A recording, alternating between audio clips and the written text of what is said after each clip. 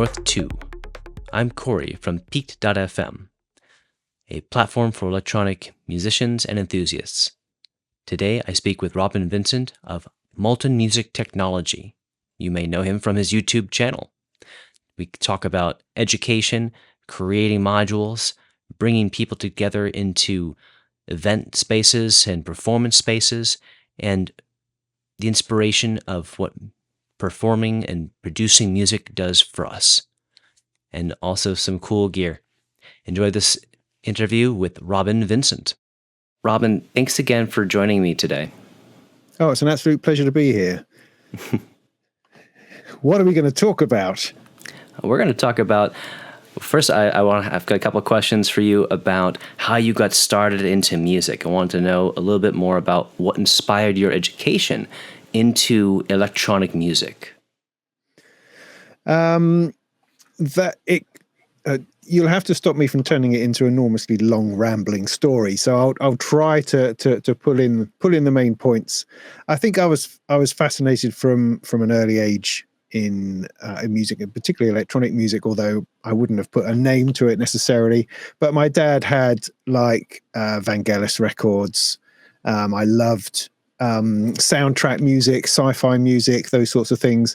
And so very early on, that's what I was listening to way before I ever got into pop music or rock music or anything like that. I was consuming sort of bands like Sky and early Kraftwerk, I suppose, pre-electronic Kraftwerk, that sort of stuff. So I had a very odd, eclectic mix of music that I was listening to. And you listen to things on purpose. I mean, this is back in the 70s. So you would put a record on and you would listen to it with headphones on. You know, it wasn't something that was quite as ubiquitous as it is now. So you're very focused and you're sitting there, you're reading all the sleeve notes, you're absorbing every single part of it down to the gear list and bits and pieces. So by the time I got into wanting to think about what I wanted to do after school, I was absolutely focused on getting into the BBC Radiophonic Workshop. That's all I wanted to do. I had sound effects records. On my Commodore 64, I had a little sound sampler that I would use. I had a little MIDI sequencer. My dad bought a DX100 at some point randomly because he was like an organist, a keyboard player. And from those little bits and pieces, I was multi-tracking with a dual tape deck, that was just my dad's hi-fi, going from one to the other, building up tracks and stuff. And all of that process I found completely fascinating. I mean, this is almost pre-teen I was sort of doing this, so quite early on. And then so then, as I say, my focus was very much, I wanted to be in sound effects. I wanted to be making weird Doctor Who music, and the Radiophonic Workshop seemed absolutely perfect for that. But then I discovered girls and, other things, actually being cool and going outside as opposed to spending my whole time isolated in my own little world. And those sorts of ideas gradually sort of unfold as real life invites you out to do other things. But I never sort of lost that interest in the technology behind stuff. I had it all lined up from what we have in the UK, which is A levels, which is like 16 to 18 before you go to college. So you have these A levels, and I was lined up to go to what was then called the London College of Furniture, which is bizarrely, but it was a college in London that had a Fairlight, it had modular synthesizers, and it was the only music technology course in the country, as far as I was aware. Wow! So I was booked to go onto that, but sadly I failed all my A levels. I didn't get any of the results I was supposed to get. Again, girls and going out having a good time were an impact on that, I think, quite heavily. So I wasn't able to do that, and so I took other routes. I bought a guitar, left home, and I worked, funnily enough, in air traffic control for a few years, again, just very randomly. But later on, when I popped out of that after a few years, I came back to the idea of going to do this course, which had now turned actually into a university course, and reapplied and went along to study musical instrument technology at what was now the London Guildhall University. So that that was my roundabout sort of journey. But the interesting thing about that course is that it was very much, it was a very broad thing. I think music technology these days, when you're going on a course like that, you are probably going to learn how to use GarageBand on a Mac, probably, and you'll probably learn a little bit about mixers and live sound, and you'll make beats, and that's probably it. I mean, I'm sure there's a lot more to it, but that tends to be the thing. Whereas this course I did in my first year, I built a Baroque recorder, looked at guitar building. I did something on Chinese folk music, and then acoustics, sampling technology. This was early. This was pre-Pro Tools. So I think Digital Design had released sound tools, and we were looking at that. Modular synthesis and electronics. So all of these things surrounding this idea of what music technology was about. It wasn't just electronics. It was how you build an instrument. I mean, I hand built an xylophone with like an axe and chunks of wood and stuff like that, because we were just trying to understand about how these things came together and how wood resonated and stuff like that. So it was very varied. So I was just looking if I had something to hand. And was brilliant. So within that, my intention of doing electronics, it moved out into, I built flutes, wooden flutes, for my final project. But with that, I also did a pitch to MIDI converter. So I was able to design a PCB and design a circuit that took the sound of the flute and then converted that into MIDI in order to play a Korg M1 that we had knocking around. So yeah, I very thoroughly enjoyed sort of crashing into woodworking, into circuitry, electronics, but music, acoustics, all of these sorts of things all at once. And it was very, very mind opening, I think, which has set me in good stead. I think I'm a very broad thinking person, and I think that's been one of the most important things for me in my journey through things, is not to be too focused on a minutiae and focused on a one particular element. It has its downsides, like I don't understand or can't name electronic music genres. I just don't have any clue, but I can talk about music in a very, very wide range of ideas and concepts and that sort of thing. So that's sort of where my base comes from. I don't really have any proper musical training. I did do euphonium, which is a brass instrument, to grade 3 at school, and I played a bit of piano, but I hated piano lessons. So what I did learn, I think, is triad chords, and on an automatic accompaniment type keyboard, you just had to play a chord and everything else would happen for you. So I was very much a 3-finger chord and lead person on a keyboard, I think, which has stead me in good stead. These days, when you're playing synths, you're very much playing pads of those sorts of things, rather than playing very tricky, intricate, jazzy bits and pieces. So yeah, that's where my fundamentals come from. I think I feel like I'm a curious person. I get interested in different things. I'm not unafraid to dabble and to try things out, and afraid to not get it right, those sorts of things. So in some ways, perhaps even courageous on the right day. You could say perhaps that would be foolhardy, maybe in another way of looking at it. Those sorts of things. Destined never to quite succeed at anything, but have a jolly good go at anything that comes my way. That's very good. That makes a lot of sense. And I understand completely of not really needing to or having to be able to exactly understand the different genres of music, but rather understand that music is a form of communication between people. And a lot of it is about understanding each other without speaking to each other. Yeah, no, that's a good way of putting it. Yeah, it makes that resonates with me very much.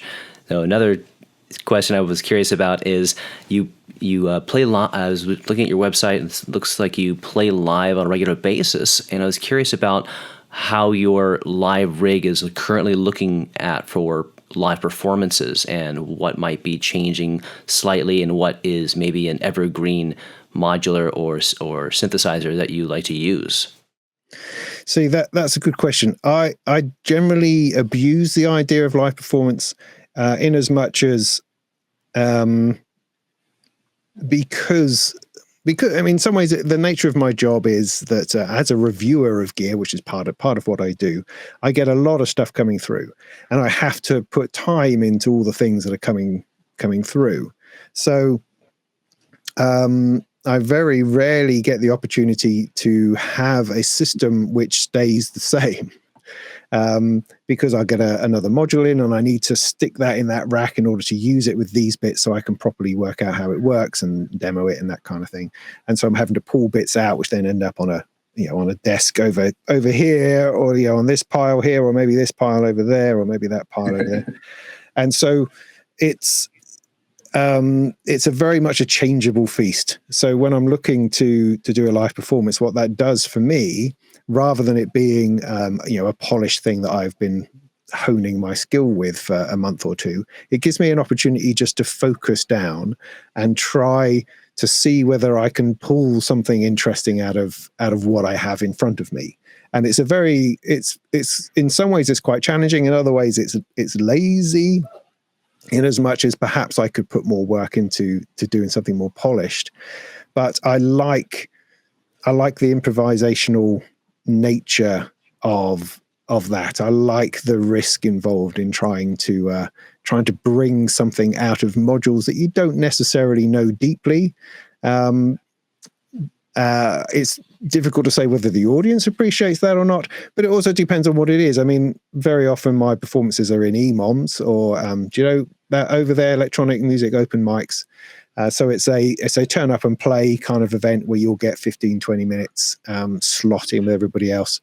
And I am finding that I can definitely fill 15, 20 minutes full of something worth listening to, and aiming for that is it flexes your performance muscles and makes you think and work at something, but it doesn't have to take over your life. I don't have to be a full-time performer.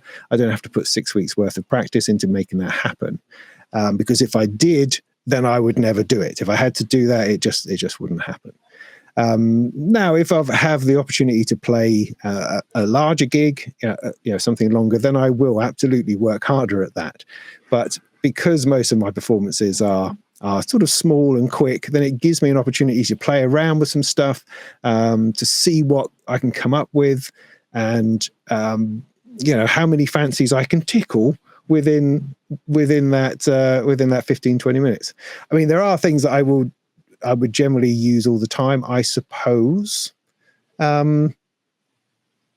Although, I mean, I think there's phases. Like for a while, I was using the SIG, the stochastic inspiration generator, as a focus of my melodies. That I would use as a melody source, and very often attach that to the qubit surface, which gives this lovely twangy string sound. The combination of those two things works really, really well in sort of any environment, and then you can build stuff up around it. So I would get a little bit fixated on a couple of modules like that. What am I using at the moment? At the moment, for instance, I have a synth voice, which is a Pico VC Pony VCO from Bafako, which is a little small oscillator with a lovely, great sound to it. And I've got that going into I can never remember the name of it, Sunless City transistor ladder filter. And the combination of those two things is a really, really sweet sound. So I very much like using those whenever I get the opportunity. But in terms of what's running the show, in terms of sequencer, that changes all the time. There's a couple that I come back to, funnily enough. There's the Variegate Plus from... I see my memory is just not what it was. Again, I'll just give a look. It's not there. Where is it? Gosh darn it. You'll find it if you look up Variegate.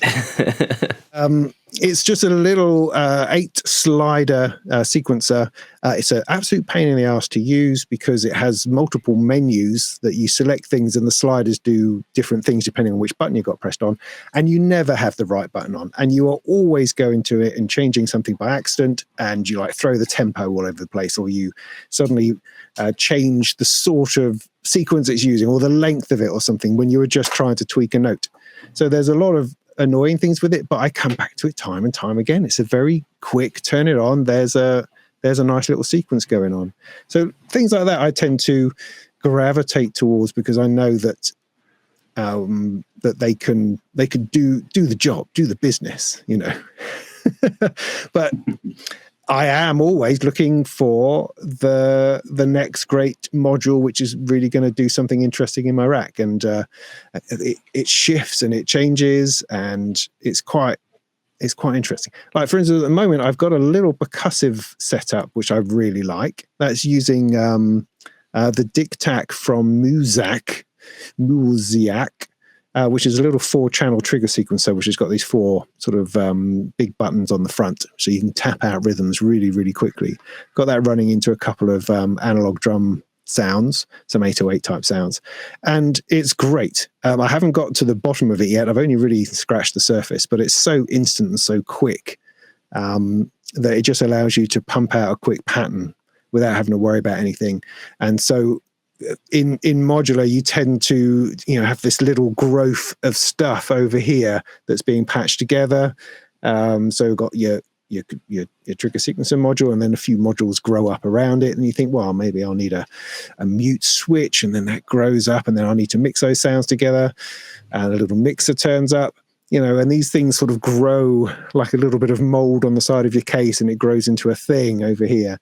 And then one that's good, you can then go and worry about something else. So I mean, so it's tricky for me to pick out individual modules that are really good, but you know, there's it's ever changing, I think, in my experience. And on that note of ever changing and being inspired by different types of technologies and projects from these different modular companies and synthesizer companies, over the past couple of years, you've actually produced a couple of modules yourself, the Molten bypass and the Molten, where was it? The motion meter. Yes. You also got your the Molten plasma, which I was very curious about which is what samples from the Game Changer Audio Plasma voice. Yeah. I was curious about how you came up with the ideas for these designs and how you were able to get these projects together with Bafako and so on. Yeah, great. I've been very, very fortunate in being able to get a couple of ideas across to somebody, because I mean, it's one of those things that once you start in modular, you very quickly believe yourself to be an expert and believe that, oh, if only people did it like this, or why doesn't it work like this? You know, because that seems obvious to me. There seems to be this big hole in this or a big hole in that. When in actual fact, most stuff does already exist. Most ideas have already been had. But every now and again, you come across something where you think, well, you know, I would really like this, or there's a particular function in some module that you think would be worthwhile having in some other form. I mean, when I first thought about making my own module, and I approached Bafako, Manu at Bafako is brilliant. He's such an approachable guy. He's so into stuff, and is enthusiastic about the nature of modular and what can be done. That he's very encouraging and sort of says, yeah, no, absolutely, let's talk about it. So my first idea was this ridiculously complex, essentially voltage controlled mixer, many channels, and it was going to be this, you know, if I have a voltage controlled mixer, not only can I mix stuff, I can then control it. So it could then perhaps be a sequencer, it could also be this, it could be a modulator, it could be this. And Manu's like, oh, okay, why don't we start with an attenuator? It's like, oh, right, okay. So we've got the level here. He doesn't really want to spend all his company's resources in coming up with some enormously complex module. What is helpful in the marketplace and in the community is something which simply does something useful. So if you can find something useful that's perhaps not been done before, or maybe been done differently, that has an individual spin on it, then that actually could be a useful thing that people would buy. And so I went sort of back away with that thought and thought, okay, so something actually useful. And one of the things that I had found frustrating in moving from software to hardware, because I was very much a software-based person for many, many years.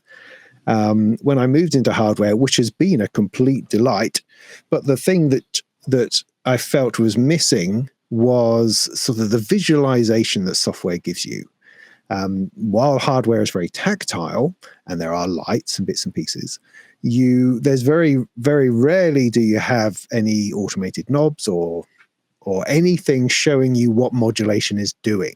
So you could modulate a filter cutoff, for instance, with an LFO, and that in software is spinning around, jumping around as you change it, and you can see what's happening. And for me, a visual connection to the sound, to what is happening orally, to me is enormously helpful in identifying what's going on. In software, you see all this animation going on, and that is missing in hardware. So once something is patched, I'm forever following cables, going down the end of a cable, trying to work out what is that plugged into, and okay, that's plugged in over there, and that's doing that. And so I was looking for a way. There must be a way to visualize this better. Could I put a ring of LEDs around something to show its modulation? And that is really where the motion meter came from. Wanting to be able to see the LFO, see in my mind. I mean, I'm sure most LFOs come with LEDs that glow and then disappear and then glow and disappear to give you some idea. I just wanted something more obvious. And so having a halo around a knob seemed to me to be a great way to show that. And then it was just a matter of trying to work out how can you usefully plug that into Eurorack. And actually, is there more that you can do once you've got that? So you're routing your modulation into the motion meter, which is then displaying that. If you have a few channels of that, could you mix that together? Could you monitor audio as well as modulation? Those sorts of things. And chatting to Bafako, we were able to just extend the feature set a little bit to make it more useful. They've got a great handle on design over there, so they were able to make it slightly more interesting than how I presented it to them, which is great. And they give you ideas and, hey, we could do this and we could do that. And so it definitely came about through a conversation, trying to see that there's a thing that could happen. How easy is it to make that happen? How useful would that be? And then there's a discussion in trying to get that to the right point. I mean, we did have some versions that had a lot more sort of mixing potential going on, but it just got too complicated. And it's very easy for features, what they call feature creep, for it just to get too complex to the point where it becomes, this isn't really working. You've lost the first thing it was supposed to do. And when you have an opportunity to make a module, you want to pile in as many features as you can think of. You just think, oh yeah, but it could do this and it could do this. So it's very wise just to back off a bit and think, well, if you can do the basic thing we're trying to do, if we can do that right, and then perhaps a little bit more, you just then need to stop. Otherwise, you're never going to get it finished, or no one's ever going to understand it. So I think the motion meter. I'm enormously pleased with it. I think it's a great little module. I use it all the time, so it's not as if it's I had this idea and now I don't care anymore. No, I still find it very useful, particularly in tying together. For instance, with 3 channels, you can tie together an envelope and an LFO going into like a filter, and then you have the output of the filter going through a third channel, which is just controlling the level. So you've got a little it becomes a little control module for a synth voice, which is very, very nice. I use another one for mixing together 3 drums. So I've got kick, snare and hi-hats going through. And you can see what's going on, because in that buzz of a live performance, when there's so much going on and there's so much noise, to be able to see something is happening, as well as because you're not necessarily connecting it with your ears all the time, is very, very helpful. So yeah, that one's worked really well. The bypass was a little bit more sort of deliberately trying to solve a problem, in that I was frustrated that you can't bypass effects in Eurorack because it just doesn't exist as a thing. So it seems sometimes one or two. I remember on the Strymon Magneto, that big chunky tape thing, that I never quite got on with that, but I did use it a few times. But that had a bypass CV input. And I would use it a lot in sending it a very slow clock to just turn it on and off. So it would like grab your signal and then throw out these tape delays, and then it would turn off and then it would come back on again. And that was a really nice function. And so I sort of took that idea, I think, and tried to work out how can you do that in a module in a way that, again, is creative and interesting. And it does work like that. I don't always use them because it's another module to stick in when you think you're already going through a bunch of stuff, and you can turn things down and turn the mix knobs on effects and stuff.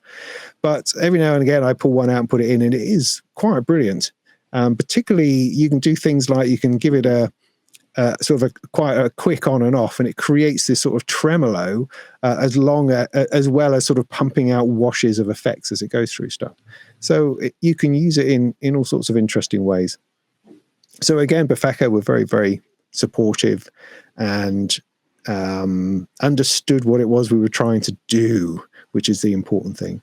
So yeah, that's been great. I've loved doing that. It's been very exciting. I do have we are cooking up another one at the moment. It takes a long time, much longer than I thought. You gotta give it at least a year or so from talking about the idea to actually getting to the point where you could have the thing. So it's a long term thought, I suppose. But yeah, more to come on that, I think, which would be great. Do you want me to talk about the software thing as well? Yes, please. That'd be great. So it's not my crazy idea. I'm always up for another idea, right? And so, yeah. And a number of people have been. I mean, I was always fascinated by people who create sample packs for stuff, because I've never been interested in a sample pack in my life. I don't. I get a bunch of samples usually on a CD when you buy an audio interface or something like that. Samples do appear from places, but it's never occurred to me to be a thing to go and buy. And so I've always been fascinated when people go, oh yes, here's my review of this synthesizer and here's my sample pack. It's like, well, why would anybody want that? But slowly over time you get to understand, oh yeah, but if you can't afford to buy the synth, then actually having a few of the sounds in a sampled instrument means that you could, feasibly use those sounds. So yeah, I reassessed and thought, okay, that's an interesting idea. And there was people like Venus Theory who was creating not just sample packs, was creating actual instruments that their patrons could have, or that he was selling through his website. And I thought, that's a better idea. Rather than a sample pack, to actually be able to give people, or to sell people, or to make available some kind of virtual instrument. How hard could that be, I thought. Turns out not too hard, but there's a little bit of hardness in there.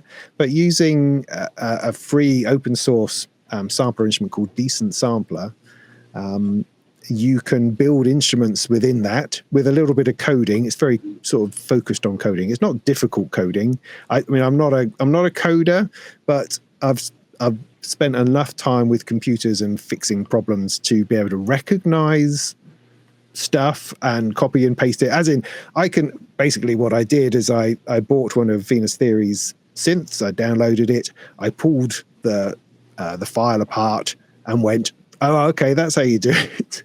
And then kind of copy and pasted that code, and then started working on that in order to put my own stuff in. As I say, it's all open source, so I could have done it through GitHub and things like that, but it just seemed easier to use the example of someone who had already done it in order to try to work that out for myself.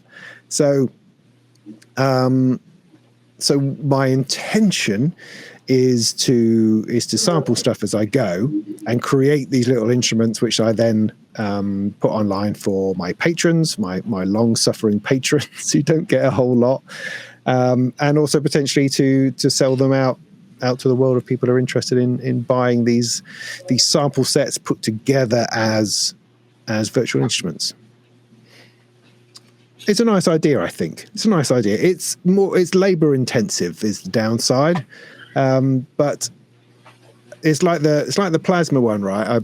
That's the first one I put together, and I spent a couple of weeks putting it together, which is, there's no way I'm getting that time or money back, I don't think.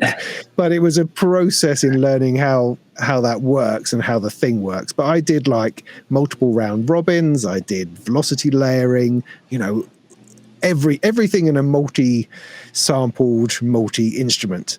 And it was brilliant. 2 people liked it. That's great. So on my next one, sod the velocity layers. There's velocity because you hit it harder and it just gets louder.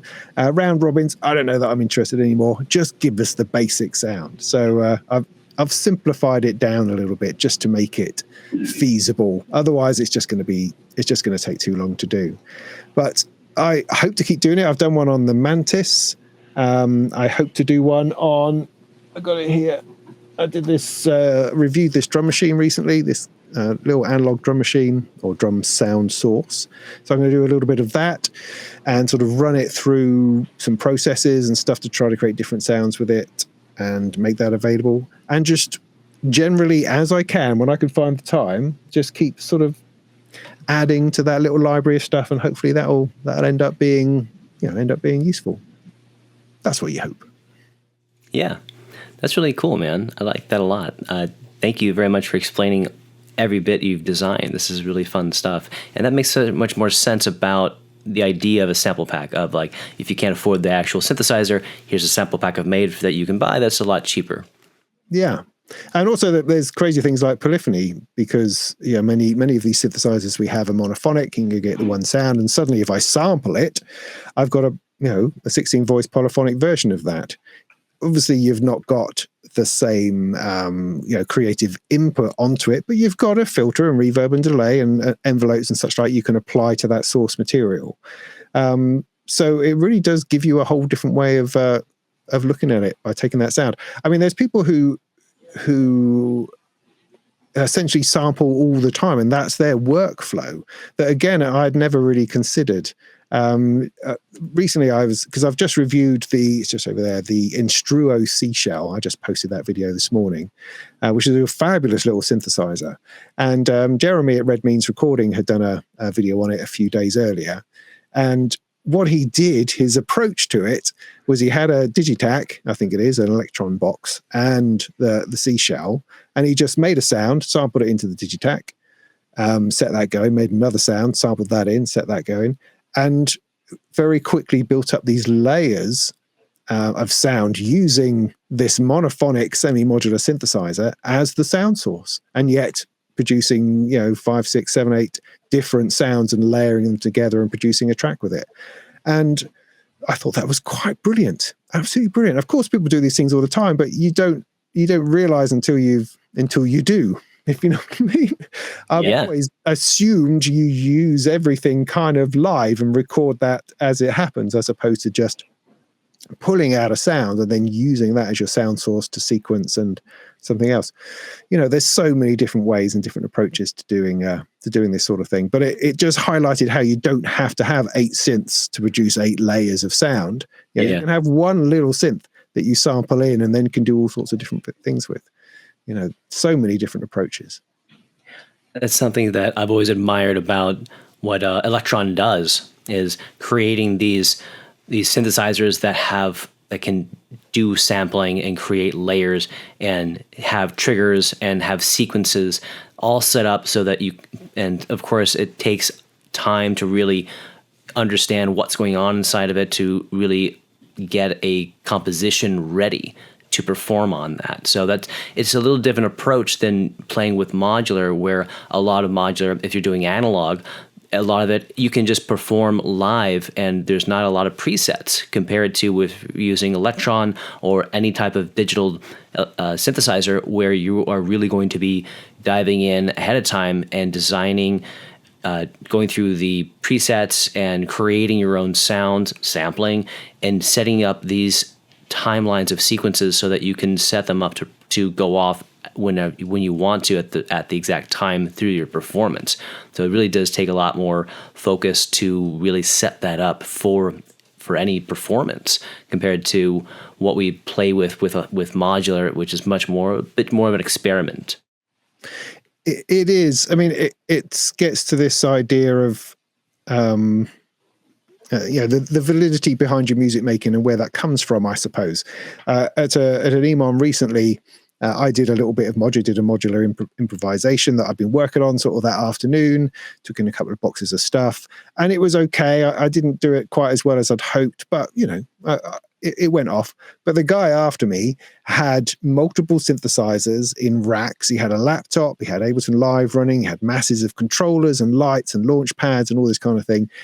And looking at his screen in Ableton, there was just stacks and stacks and stacks of clips that he was launching and going. And he did this entire sort of EDM set where everyone was bouncing around. And I'm going, but he's evidently had spent a lot of time crafting that whole set together, and in some ways it feels like, oh yeah, but that's a bit pre-programmed. But then he'd put so much work and sweat into creating this fantastic sound and environment for people to enjoy, whereas I'd spent like half an afternoon and expected people to listen to my meanderings on a bit of modular. There's so many different ways of looking at it, and there's always a danger that we're trying to find our validation in one way of doing it or another, when that doesn't have to matter. All of these things can be interesting and exciting, and the modular approach requires, I think, you invest time and energy into it in a different way to someone who's working on a laptop or working in a DAW. There's a different energy to it, and both of those energies are very valid. It's just it has a different feel, and that always fascinates me. Always fascinates me how people, the workflow that people use and what they see as their way of expressing themselves through the technology that we have access to. That makes so much sense, because I was speaking with Eden Gray. We had her on the podcast a couple weeks ago. Oh yeah, great, yeah. And we were talking about, of course, synthesizers and the inspirations. And Eden says, every time I play my synthesizer, I go to space, and that's something that that resonates with me a lot. Of playing modular is you're experimenting and you're exploring new spaces in audio, and it is very much kind of a going into space and creating a zen within your own element, and very much a form of meditation when you really allow yourself to get lost into the groove. And even another friend of mine, Musical Fungus, once said that he's having a conversation with the synthesizer, and that sometimes he's playing the synthesizer and sometimes the synthesizer is playing him. Yes. Yeah, no, that's interesting, and I completely can identify with that. I think I guess the question it throws up is how much of that you should impose upon other people and how much of it you should keep to yourself. I know that Eden does live patch from scratch stuff. I've seen her do that a few times, and the first 5 minutes there's just kind of a tone going on. She's gradually patching stuff together, and it's brilliant, and she takes it to extraordinary places. But it does require quite a bit of patience and input and attention from the crowd, which is good. Everything, I don't think everything should just be disposable and throwaway, or should just be the hits. I think it's good that we spend time doing these things, because we can often be afraid of that, of allowing things to be too long. We're told we need things to be short, sharp, and instant to the point, and snappy. And I think modular, in terms of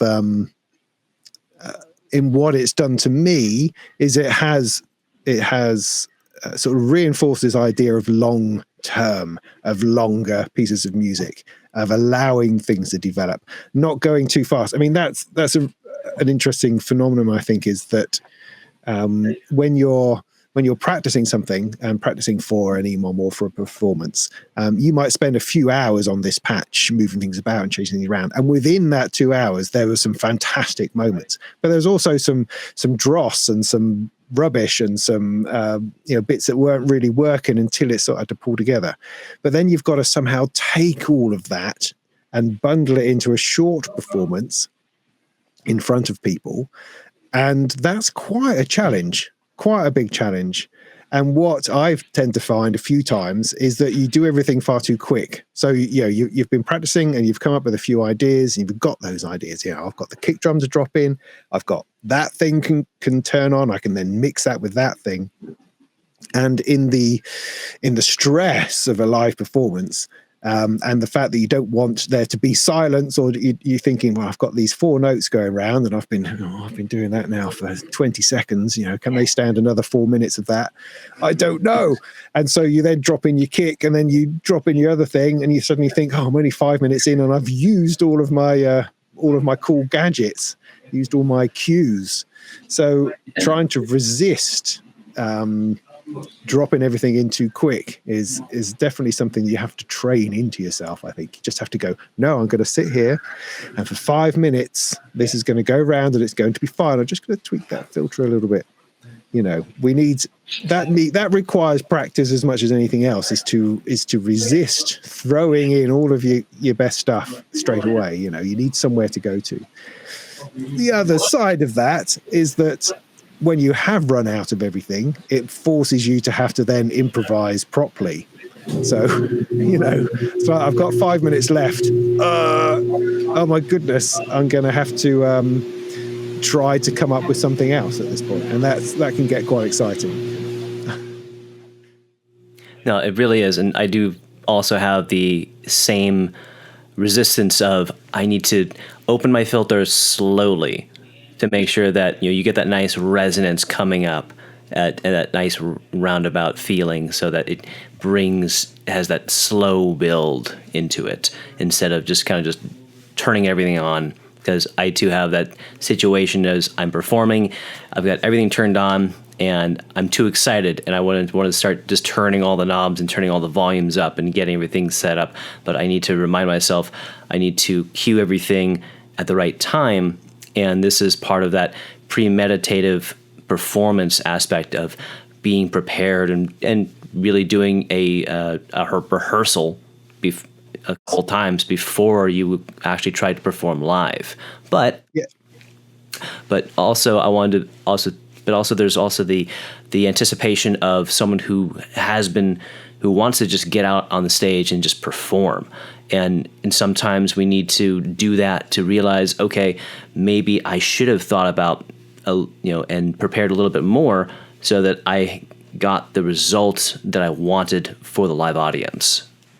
Yeah. No, there's definitely something in that. I mean, practice is definitely a thing that needs to be done. But I would also say that it shouldn't become a barrier. You shouldn't let the idea that it has to be some form of perfect, or it has to be really good before you can come out and present it to people. Because I mean, places like EMOM are perfect for just trying stuff out, to be unafraid to give things a go. Because if you're waiting until that track is really, really good, then you're unlikely to ever get it out there. Whereas you will learn so much trying to perform it in front of people that it is an absolutely valid and valuable lesson to go through, even when you've just got a few ideas as opposed to a perfectly formed track.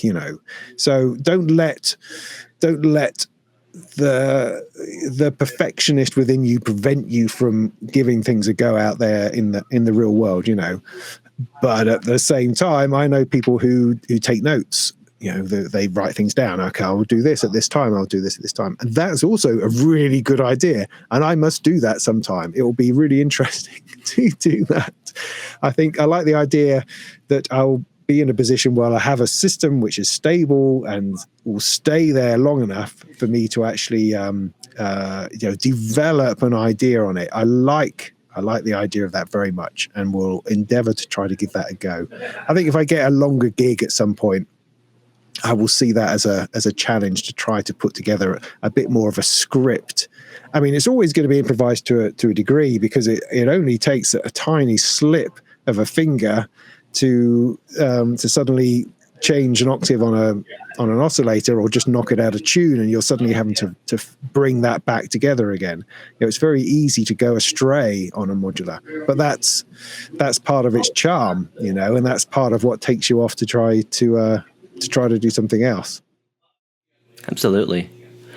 Now, speaking of live music, I saw that you also organize one of the electronic music meetups, or is it a convention out there in the UK?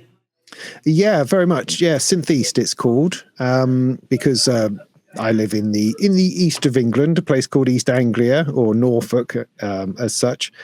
Oddly, Norfolk would you think would be in the north. I mean, we are just above Suffolk, which you'd think would be in the south, but we're actually on the eastern lug that sticks out the side of England. But our naming conventions never really meant anything, because it was a long time before we knew how large our land was, I suppose. But anyway, so in the east of England, there's this event, Synth East, that we started up a few years ago, which has been great. I mean, these synthesizer shows or conventions are increasingly vital, I think, because of the nature of the industry at the moment, with music shops closing left, right, and centre. We recently had a music shop called PMT. There was 11 of these stores around the country, and they all just closed overnight. And it means that Norwich and Norfolk, where I am, there's no music shop that sells high-tech gear. There's guitar shops and flute shops and brass shops, piano shops, but there's nothing that sells synthesizers or pro audio gear, really.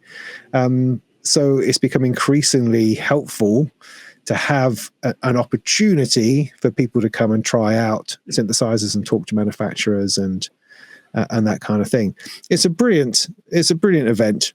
I mean, if I say so myself, but these sorts of events are brilliant, whether it's Knobcom or Bristronica, as we have over here, or Super Booth. All of these things are fantastic opportunities, and they're very much based on doing something interesting in the community. It's not like NAMM, the NAMM show in Yes. the woods to some degree. Yes. Yeah, Rich and I went there in January this year. Oh, right. Great. I haven't been for a long, long time. Went years ago.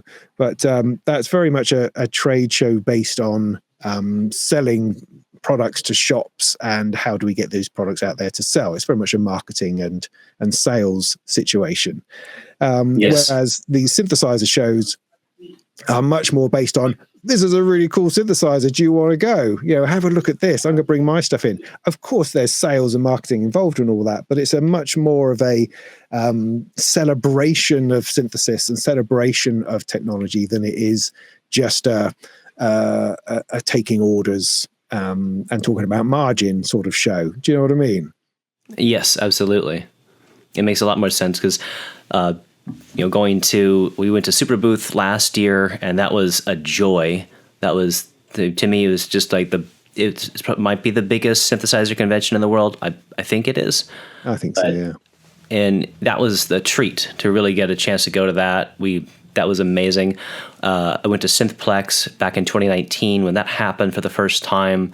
And we went to, besides going to NAMM back in January, at the same weekend, also Booklet and Friends was happening in Los Angeles. So we went to that as well. Great. And to us, of course, that's our bread and butter right there. That's, because you walk in and it's like, I know half the people here. This is great. And you just run it to everybody and have a great conversation and talk about the synthesizers, and you get to test everything. And that is so fun. And we're probably going to go to KnobCon as well this year in September over in Schaumburg in Illinois, which I've not been to before, and I'm looking forward to going to that one, because I know there's a bunch of I'll know a few of the locals who are going to be there out of the Illinois area. That's gonna be really fun. And when is Synth East? Has that already happened this year? It has happened, yeah. We have it in February. We were looking for sort of a dead time, I suppose, because and sort of the synthesizer calendar, May tends to be Superbooth, January tends to be NAMM to some degree. So many of the manufacturers that we would invite would be over in America. So you wanted a bit of space. There used to be the Frankfurt show in March, but that's not really a thing. Music Messe, it was called. That's not really a thing anymore. And then things like Brystronica and Synth Fest over in the UK are in October time. Nobody wants to do anything in the summer. There is Summer NAMM, but that tends to be more of a pro audio event. So February seemed to be good. You know, it's far enough past Christmas for people to have started to wake up again, but there's nothing really exciting going on. So it seemed to be a good thing to plump for. So yeah, we're thinking, starting to think about next year's show. Not a whole lot is changing, I don't think. We've sort of maxed out our venue, but it's working very, very well. So we don't want to necessarily, gosh, is that my stomach? Don't necessarily want to mess with the format particularly, because it has, it's just been really, really great how it's worked. So we might probably stick to the same thing, but we have to find performances and performers and acts for the evening and various bits and pieces. So there's lots of things to think about and to get through before we sort of open up bookings for the show in after the summer. Very good. Robin, again, thank you so much for taking the time to speak with me on North² for Piqued.fm. This has been such a treat to chat with you for a little bit and get to know a little bit about more of the productions you've been working on over the years, and just a delight to chat. Oh, you're welcome. It's been lovely. I'm always happy to talk, as you can tell. I could talk. Yeah. I could talk nonstop for many, many hours. Well, yeah, it's been great. Thanks for giving me some time and asking me interesting questions. And it's always great to meet a colleague. And yeah, super. Thank you.